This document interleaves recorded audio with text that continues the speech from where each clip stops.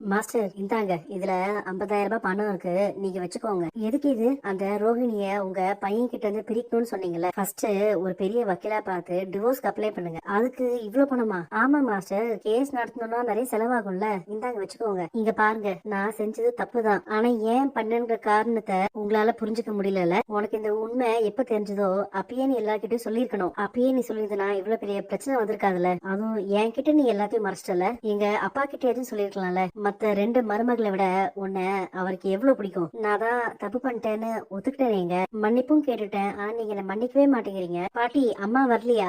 ஏன் நீங்க அல்றீங்க பாட்டி? மீனா ஆண்டி, முத்து அங்கிள் அவங்களாம் ஏன் வரல? அவங்களாம் இனிமேல் வரமாட்டாங்கப்பா. நம்ம வீட்டுக்கு போலாம் கிரிஷ், வா. நீ இனிமேல் மீனா ஆண்டி வீட்டுல இருக்க முடியாதுப்பா, என் கூட தான் இருக்கணும், வா. என்ன விஷயம்ப்பா, வீட்டுல ஏதாச்சும் பிரச்சனையா?